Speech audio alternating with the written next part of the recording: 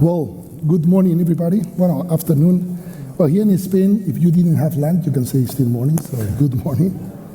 And let me introduce my colleagues after, of course, saying thank you for the audience and the interest, thank you for the organization, and thank you for my colleagues. As you can see, I am the incumbent one here. The other three are CEOs and founders of real startups, very successful startups, indeed. Thank you, three of you, for joining us and for giving us the opportunity at Mutua to moderate such an interesting meeting. So, well, we have Pep, Josep Talavera. He is entrepreneur by heart. This is the number 8 company you found. Yeah. And, well, Mundimoto, he's CEO and founder of Mundimoto. We are pretty sure at Mutua that they will crack the second-hand motorcycle market in Europe. They are already working beyond Spain, and this year probably they will sell more than 25,000 motorbikes in Europe. Then we have Andre. I won't try to say your surname, sorry. That's totally fine. Very German name. So. Andre, very successful company. Indeed, 4 years ago, the valuation publicly was around 3 billion euros. Probably today, you can put more millions on the top. Very relevant in the public mobility space. Buses, also train. Already in Spain, but very relevant in whole Europe, also in Americas. So thank you very much, and congratulations also. And finally, Juan Antonio. Well, Juan Antonio is a classical one here in South Summit. I think every year he's here for several speech. I think Juan is someone we are very proud in Spain because he was one of the first unicorns in Spain and the mobility space. So thank you very much once more for still fighting against the Americans in the car-hailing sector. Not easy, but still leading position and improving even day by day here in Spain, and strongly even more, I can say, in some markets in Latin, where you are really doing extremely well. So congratulations, all of you. And before starting with the question and listening to them, which is the really interesting thing of today, I would like to share just a few words to explain why Mutua Madrileña, Grupo Mutua, and insurance companies moderating this table. And it's not only because we pay the sponsorship for the South Summit. There are two main reasons, in our opinion. The first one is because we do have strong convictions on which role we can play in the new mobility landscape in Spain. Of course, looking for more sustainable cities or more livable cities, as we said in the title of the discussion. And secondly, because we know to make this conviction happen, we need people like you to work together. We cannot do by ourselves. It will be stupid. So, to make it short, I would say our strategy in mobility is as simple as provide the end customer any service they may need around mobility in the future. This means to be relevant in all verticals, in all businesses, from outright purchasing vehicles, leasing services, mobility services. You can go from car rental, car sharing, car hailing, but also all the services, the transversal services you have. You have parking on the street, off the street, access to the workshops, tolls, insurance, of course.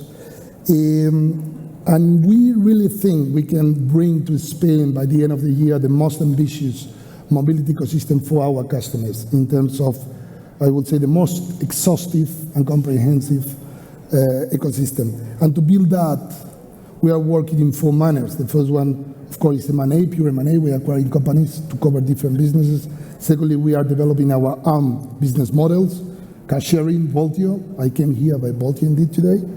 You can do commercial alliance, or you can work with people like you. You can support people that are really disrupting the market and can bring to us capabilities we don't have internally in an incumbent, people that can really make the change. And we are very proud, for example, of being in Mundimoto and Cabify as investor, who knows, maybe in FlexBus in the future. So, well, that's, I think, is the reason we have the privilege to moderate this table. And now, let's go for the question, because it's an interesting point. Listen to you. Let me see if I recover my notes. I will start with Andre. And for me, well, it's quite amazing, the successful of your company.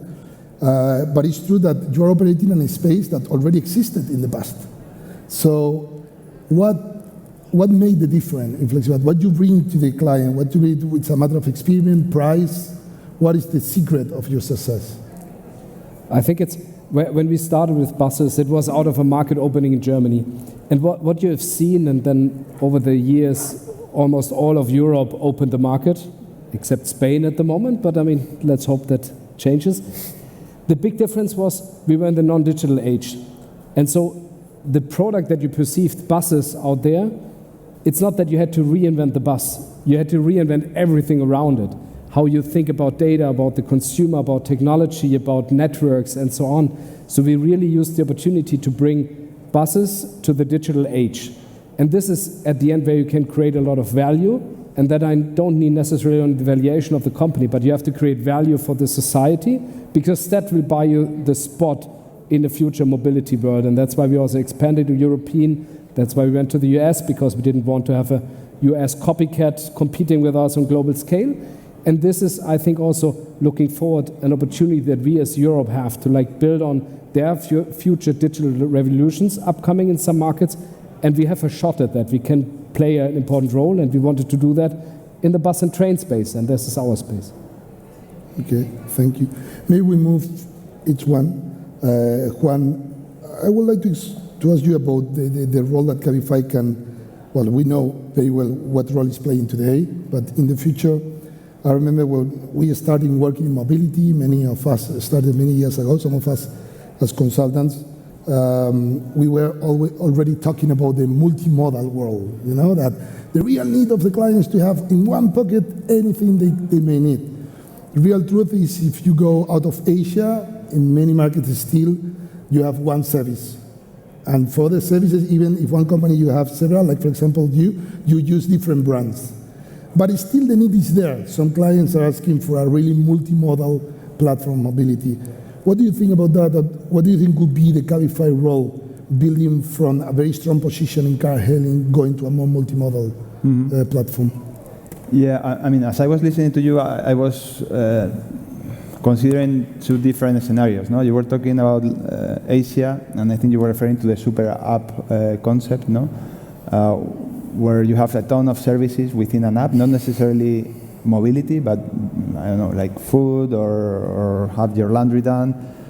I think that makes sense. Like at the beginning of the Internet 1.0 era, if you're in a market where people are starting to consume new services and you are within a walled garden that provides you with a degree of reputation and trust in a certain brand, no? But as the company or as the market matures, or in more mature markets like Europe and other regions where there are existing companies with existing brands, I believe customers can choose and have the ability to decide which brand they want for different services. No?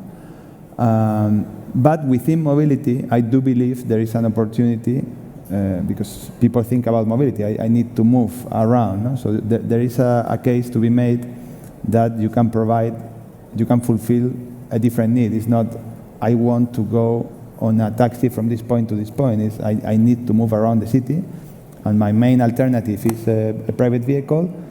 What other options do I have?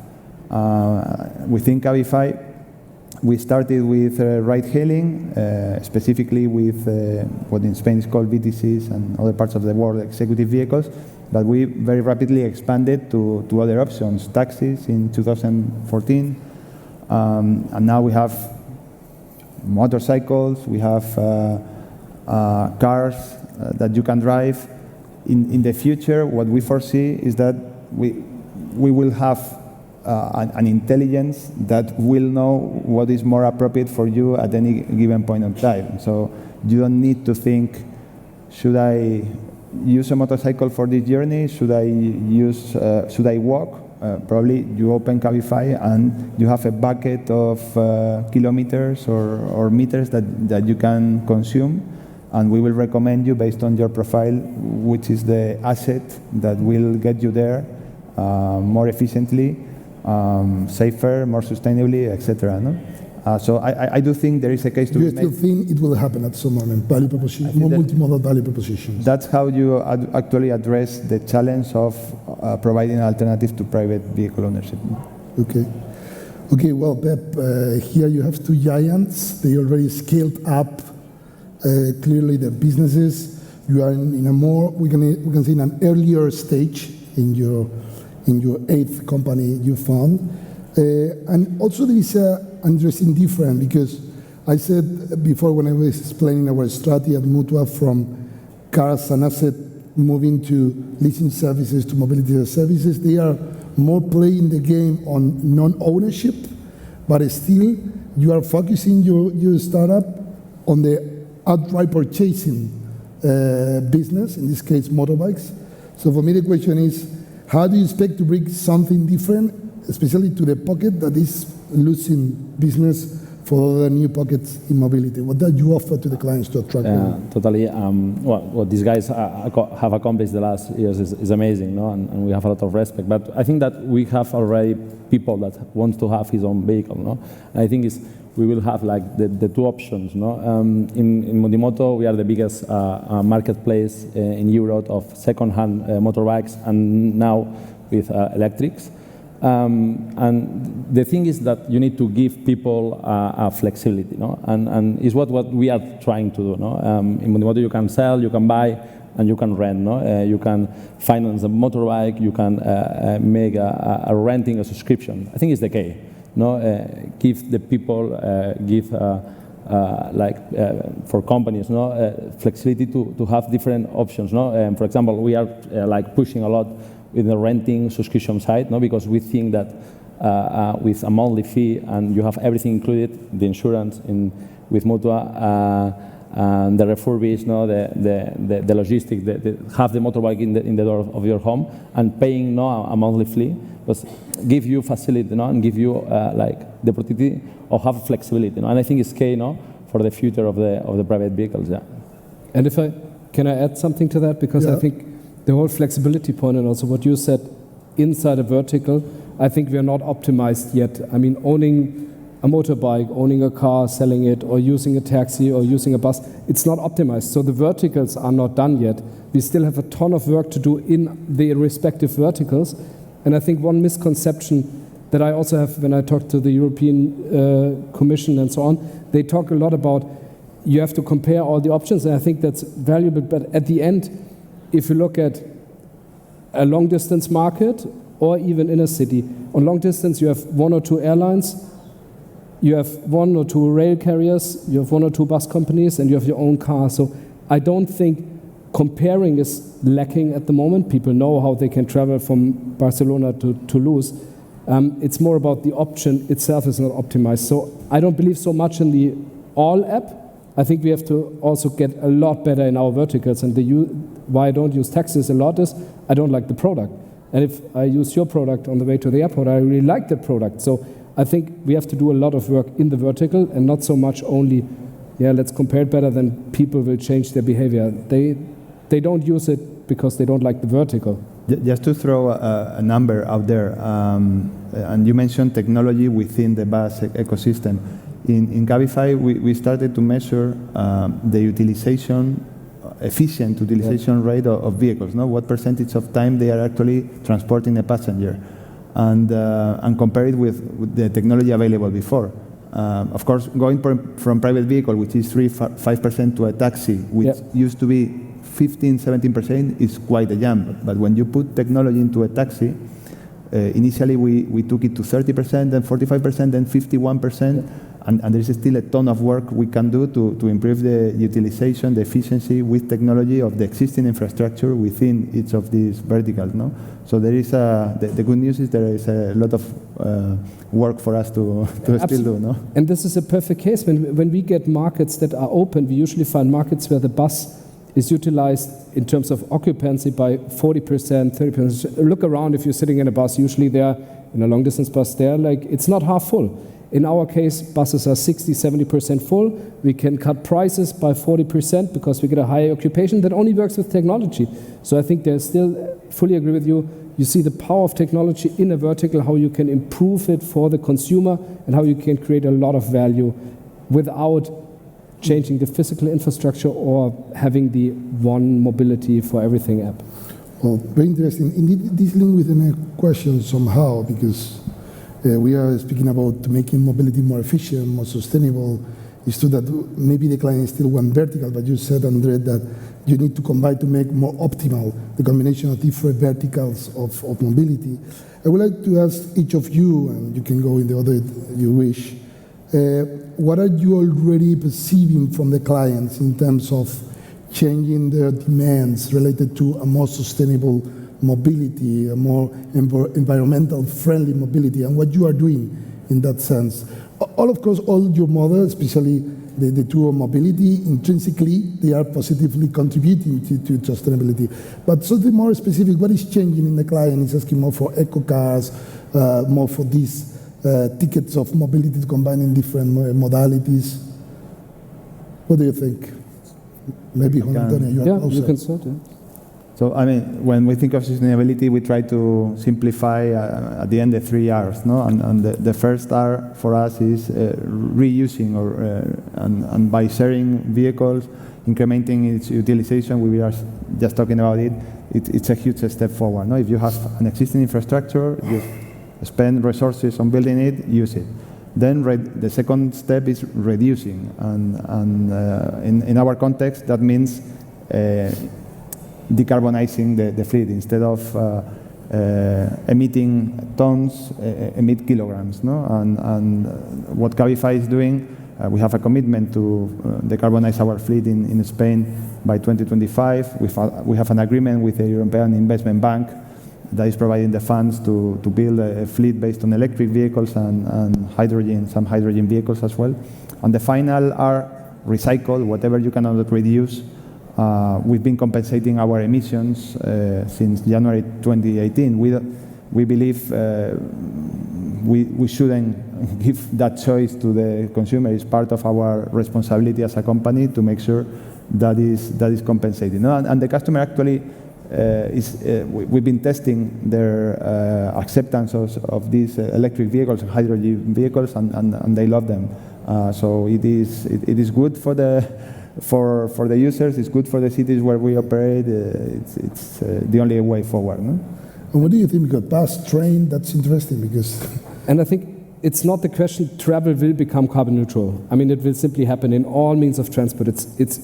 We will discuss about what technology and which means of transport and what's the time frame, but it will happen, and it will happen as once it starts, it will happen faster than we imagine. So I think we have to do, it's a ton of work, I mean, to decarbonize the whole fleets and so on, but it will happen, and it's not the discussion we should have. If we talk about how do we want to live, and that's what the panel is about, we have to think from the target state. It's not about how do we change the drivetrain. That will happen. We have to really think from the end, how do we want to live? What kind of transportation modes do we have? And then we have to move cities and societies in that direction with incentives, with changing the cities, because people won't change a lot their behavior if we don't push them into a direction. And what I see, for example, I'm not sure if you see differently, they appreciate eco-friendly transport. The people are not willing to pay for it. And the honest answer is they shouldn't.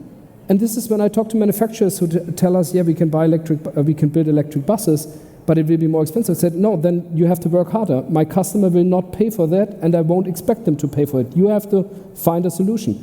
And this is the only way. We have a responsibility out there, affordability, accessibility of mobility. And then at the end, we cannot push the burden of decarbonization to the consumer. The manufacturers have to solve it. Okay, well, no, we fully agree. We need to do something, not only to believe that the end customer will be the only one that will make the transformation. Of course, we have some responsibility, and companies, big corporations, also have that responsibility.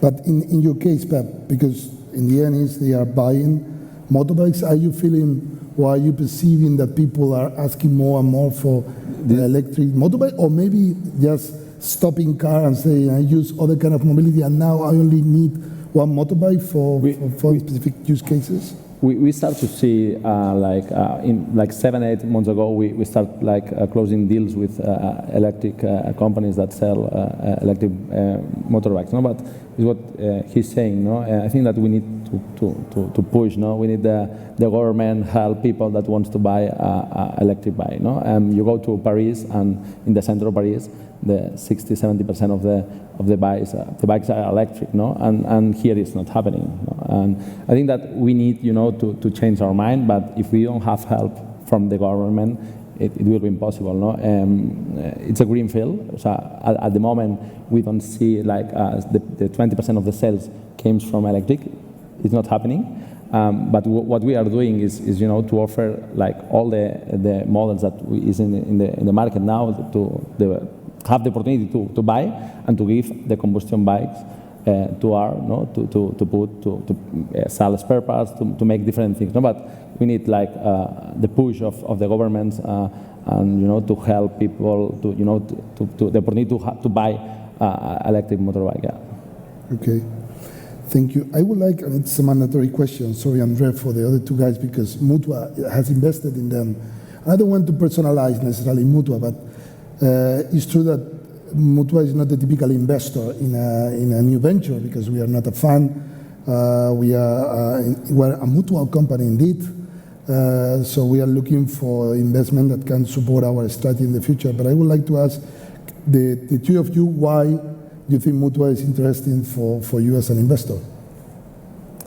So in our case, I mean, and you kind of touch on the point, you have a strategic vision within the mobility space, and within that vision there are connections with what we are doing. No? We always look at opportunities to partner with companies that are aligned with our purpose, and I think with Mutua, now with Voltio, with other things you're doing, there are many opportunities to cooperate. So it goes beyond the money. There is a strategic rationale to work together that can help both companies to reach our goals. No?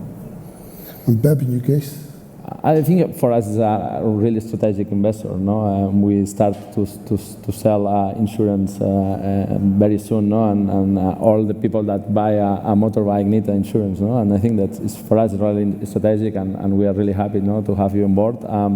And to have a partner that think that mobility is changing, and it's really important, to have people on board that understand that the mobility is changing in the next 3, 4, 5 years, and I think that Mutua is the perfect partner. Yeah.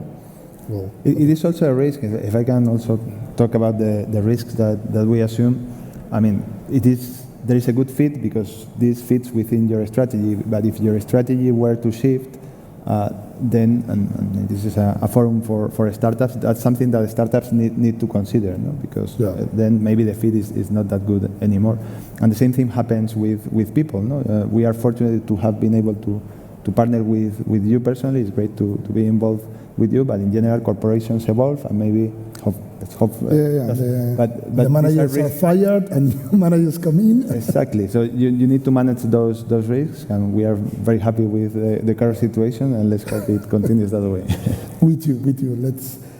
We are running out of time, but before closing, I would like to listen from you what we can expect on mobility transformation in the way of doing more livable cities in Europe in the next few years. Of course, everybody talks about that, but not everybody has a big company working and performing in that space.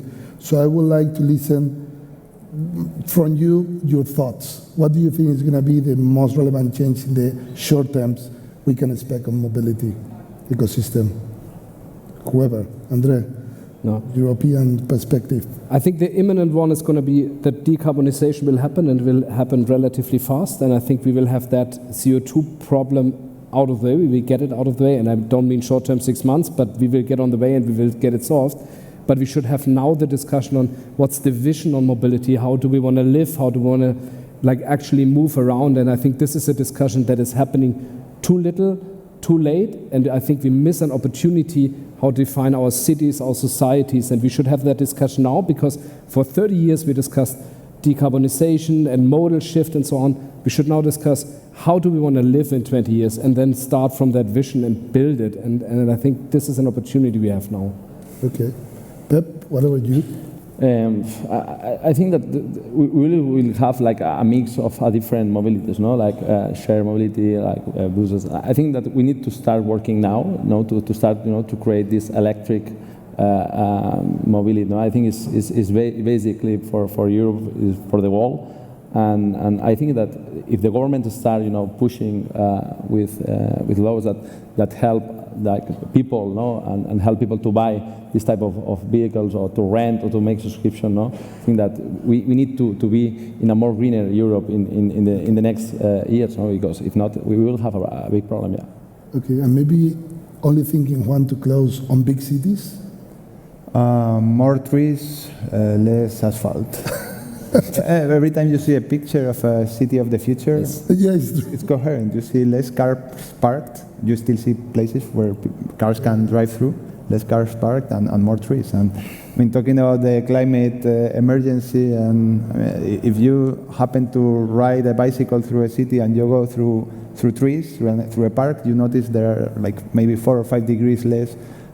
So we really need more trees and less asphalt. And I like that, because we have to tell people not that they have to miss something because of the decarbonization. We should sell them a positive picture, and we should not take away their cars. We shouldn't let them have their cars, but we should have an alternative to your car, and we should have a green city out there, and this should be a picture and a narrative we should sell. Okay, let's go for it. So, well, I think we are running out of time. Thank you very much. A big pleasure and a privilege. Congratulations, the three of you. Let's see if we can build together more livable cities in the world. Thank you very much, everybody. Thank you.